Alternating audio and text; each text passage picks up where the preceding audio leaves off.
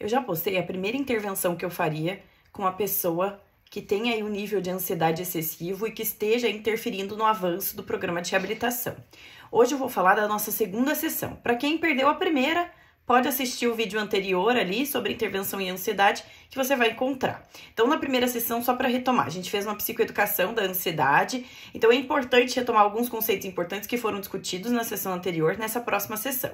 E a gente vai falar, né, vamos explicar para o paciente novamente que a gente está tentando aí ajudar ele a identificar alguns sinais e gatilhos que levam ele a se sentir mais ansioso e inseguro. E lógico que a gente vai ter dado feedback do porquê que isso é importante de ser falado e porquê que isso está interferindo até no alcance dos possíveis resultados que a gente quer, né, conseguir conquistar ali com o programa de reabilitação.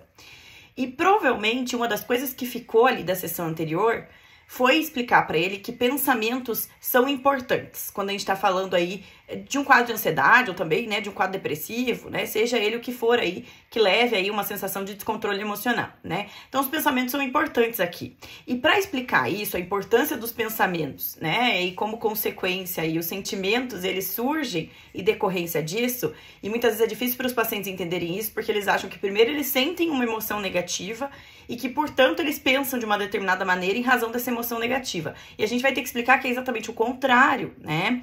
Que quem tá no controle determina como é que a gente se sente é aquilo que a gente diz para nós mesmos, né? Aquilo que a gente pensa sobre as situações. Então, se eu penso que uma situação vai dar errado, que, né, não vai funcionar, que nada do que eu penso vai acontecer, porque eu não sou boa o suficiente, eu vou começar a me sentir o quê? Desesperançosa, vou começar a sentir que eu não sou capaz de lidar com isso. Então, para ilustrar um pouco essa discussão, a gente vai assistir uma animação que é do Disney Plus, que é A Cabeça ou Coração.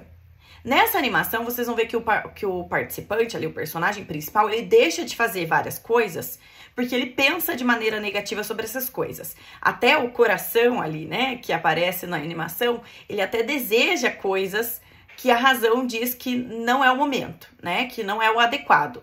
E sempre a razão, ela traz uma noção muito negativa e pessimista sobre as situações, tá? Então eu recomendo a gente começar com essa animação, que é rapidinho, uns 6 minutos no máximo ali da animação, para ilustrar a importância que os pensamentos têm em relação aos nossos sentimentos. E como que os pensamentos, eles não ajudam ou atrapalham em muitas situações, tá? Então, a gente vai começar com essa animação para relatar isso para ele, né? Para ele entender essa relação entre razão e emoção, entre pensamentos e emoções. E aí, a gente vai contextualizar a próxima atividade, que é a Brincando de Detetive. Nessa atividade, então, a gente vai dizer para ele, olha, então a gente tá aqui dizendo, né, que os pensamentos são importantes e que a gente tem muitos pensamentos que não ajudam, principalmente para quem sente uma ansiedade excessiva.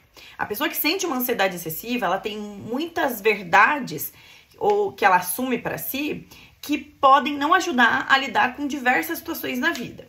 Então, hoje aqui eu quero explorar um pouco mais esses pensamentos que não ajudam com você, e para isso eu vou apresentar algumas afirmações e eu quero que você me diga e seja bem sincero se alguma dessas afirmações é algo que você já experimentou, que é algo que você costuma dizer para si mesmo, que é algo que você pensa de maneira recorrente. Então, vamos lá. Então, primeiro, gente, vocês vão apresentar, vocês podem até ver várias cartinhas de afirmações aqui na Brincando Detetive, lembrando, né, que também é uma atividade que vem com manualzinho, tá?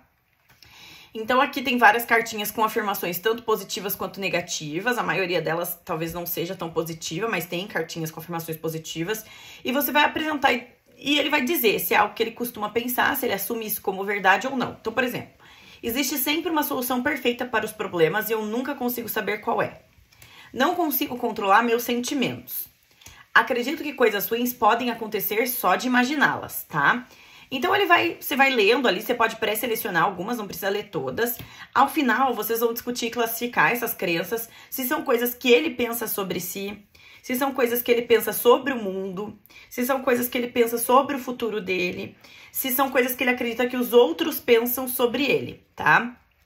E aí, após, a gente vai fazer algumas questões, como por exemplo, o que eu gostaria que pensassem sobre mim? O que eu gostaria de pensar sobre mim? O que eu gostaria de acreditar sobre o meu futuro? Que daí vão vir coisas aí, desejos positivos. Então, vão aparecer aí os objetivos e metas que ele gostaria de alcançar. E isso vai dar todo o fundamento e importância sobre o porquê que a gente está intervindo na ansiedade, tá? Então, beleza. Após isso, o que a gente vai fazer? A gente vai pegar e selecionar algumas dessas crenças que a gente acha que são impactantes e que são disfuncionais mesmo para o participante.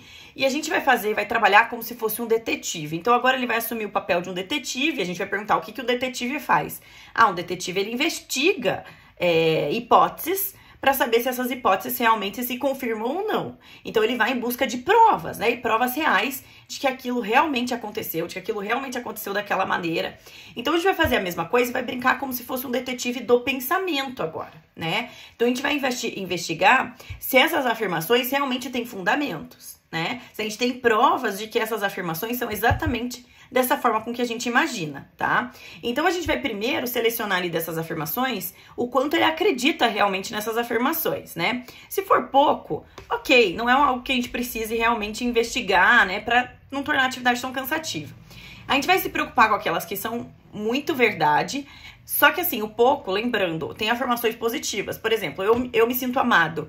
Se eu me sinto amado poucas vezes, ou eu acredito muito pouco nisso, é algo que a gente pode trabalhar aqui e investigar, tá bom?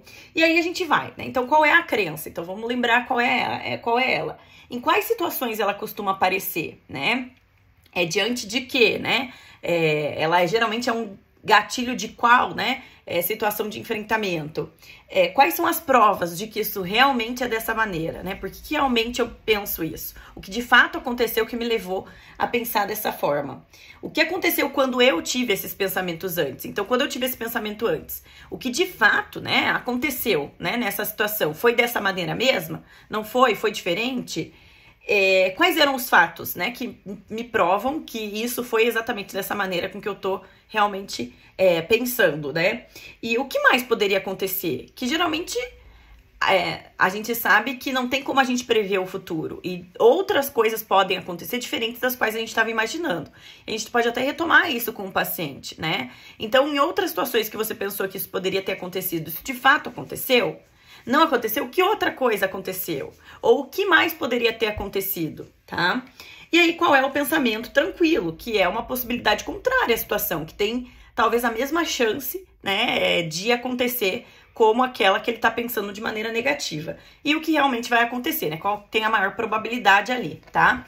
Então, a gente vai ensinar que é importante ele investigar isso diante de pensamentos negativos, pensamentos que às vezes são até tão automáticos, né?